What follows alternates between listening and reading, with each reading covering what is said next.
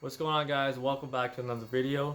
Sorry I haven't been uploading anything recently. I've been pretty busy. A lot of stuff going on over here. I have been driving the car a little bit more recently. Looks like I got my coolant leaks resolved, and unfortunately had another check engine light that popped up. So I pulled the codes using my Uridine, and basically what it translates to is a brake circuit A code. So we're gonna get into that, try to fix that, and stay tuned. We're gonna hop right in.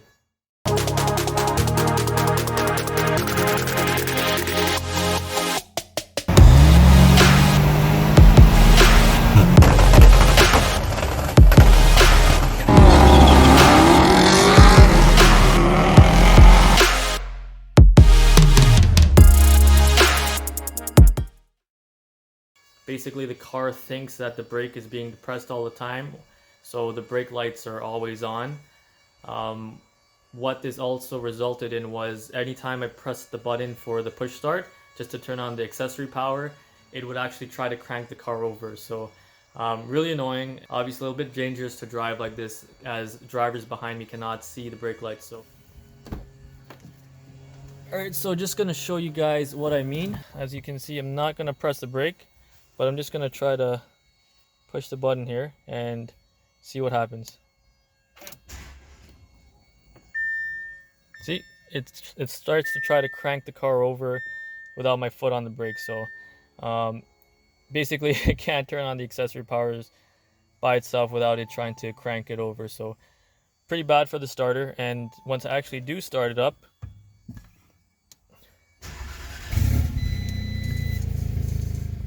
so as you can see, got all these warning messages. Don't mind the brake pad, wear limit reached. This basically came on once I installed my brake kit, because it doesn't have a pad sensor in there. There's a way to basically do a loop and with the wiring so that it doesn't pop up. So I need to get to that eventually. But yes, as you can see, start stop function, malfunction. Some of these are, I need to also get my front sensor recalibrated, since we pulled off the front bumper. So that'll be done probably by next week. But like I said, you're gonna see when I go to the back of the car, basically the rear brake lights are always on, which I will show you just in a second. All right, kind of hard to see because it's still daytime, but yeah, brake lights are on all the time. So with a little bit of research online with default code of P0572, it comes up as a brake switch or a brake pedal sensor. So you know, your typical brake pedal sensors are the ones with like the plunger, and every time you depress the brake pedal, the plunger gets pushed in. That results in the brakes light showing up and the car being able to read that the brake is being depressed. And that's what I thought I had to get for this car, but when I went to try to look for the part and I tried calling around, apparently the S3 does not have a brake pedal sensor. So the only thing that was coming back was like a brake switch, which is oddly enough not in the not near the brake pedal. It's actually inside the engine bay near the brake master cylinder. So I went ahead and buy the part from Audi, and hopefully that is what we need to fix it. So we're going to try to install that today, and I'm going to show you guys how, and hopefully this results. Alright, just to share with you guys, this is the part that I ordered from Audi. Part number 5G0698459, which is the brake switch. Paid approximately, well, here we go. We paid $80.23 for this part. It comes as actually repair kit. So we're going to try to throw this on and see if that'll fix our issues. On top of that, guys, I got a quick update on the 4-inch Mandingo intake. So the original version of this intake unfortunately did not come with a vacuum nipple. I know if you guys check out the new version, it's actually all mandrel bent. There's no pie cuts, and it actually comes with a vacuum nipple on it as well. I just went to a local shop, GT Customs, and had them weld a bung onto it with a vacuum nipple. At the end of the day, the vacuum line is there for the intake flappers. So I'm gonna get that resolved today as well and throw this on. All right, so if you look at the actual kit, this is situated in the engine bay on the brake master cylinder like this, with the plug point facing the front of the car. And just as the orientation is, just to make it a little bit easier, this is how the screw attaches right to the brake master cylinder, and looks to be a T27.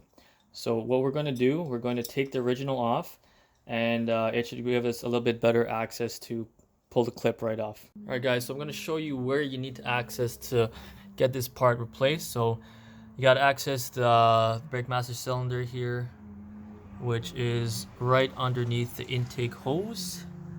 So I'm gonna have to pull this all off. I had to put my stock intake back on for the meantime while I got the bung welded onto the Mandigo intake.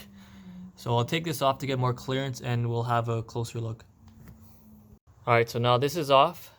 The next thing we have to do is get the elbow out just to get a little bit more clearance over there. So there's the brake master cylinder. It looks like the thing we need to replace is actually right down here. So this is it right here. As you can see, it is the same shape with the screw, and I believe the tab is on the inside, and this is the connector we gotta remove and replace this part with. So I'll take it off and I'll show you guys the comparisons. So here's a side-by-side comparison of the original and then the new version. The original is slightly longer. The revision is shorter. But aside from that, I can't really tell much of a difference here. There's a different backing. I'm not sure if this is possibly better to resist heat. Maybe the original is failing due to heat, but that is my guess right now. I was actually incorrect in the part number. I'm going to read it out for you right now. So the original is looks like 1K0945459A. That is the original. The replacement is 1K0945459C. So it looks like this is revision C as opposed to this being A.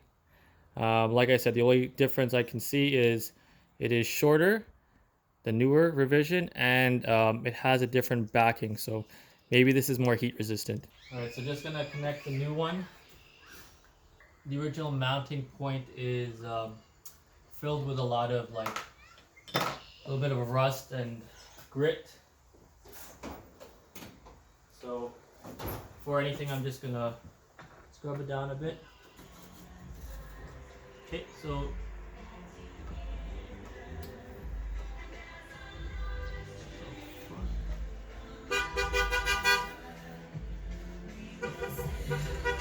okay, that is interesting.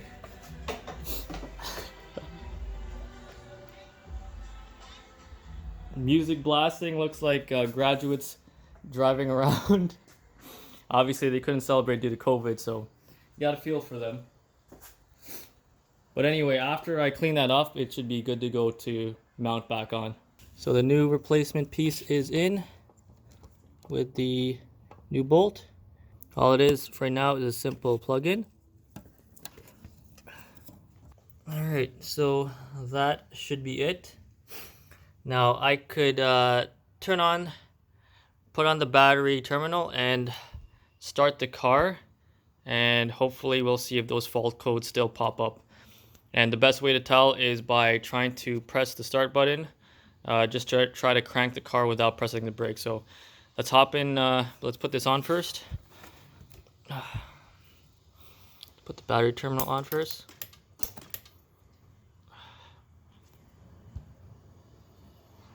Okay, so battery terminal on, and let's hop in the car and test this out. So the first way we're gonna be able to tell if that did work is if we try to crank the car. Sorry, not crank the car. If we try to press the start button and see if it actually tries to crank the car over without depressing the brake. All right, so let's give this a shot. Oh, fuck. Well, I guess that didn't work. 3 days later.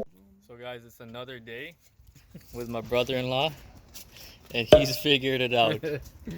So that sensor didn't work, but upon closer inspection, I was looking at the plug to see if the plug was, anything was wrong with the actual plug there, but I'll show you guys what we ended up finding on second look. So sometimes you just need another set of eyes to find the problem.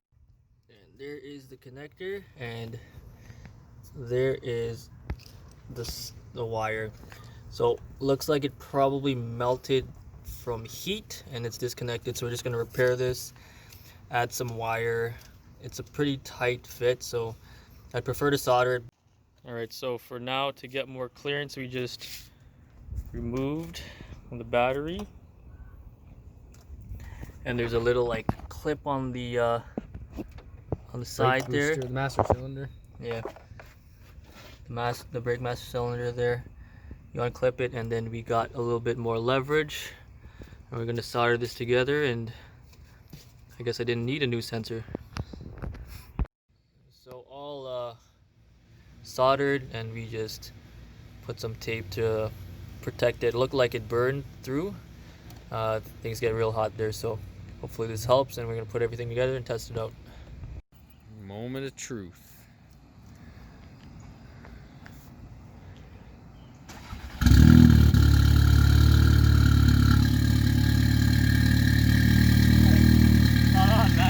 Yeah, she's fixed. That's a wrap, guys. Thanks to my brother-in-law. Shout out to Brent.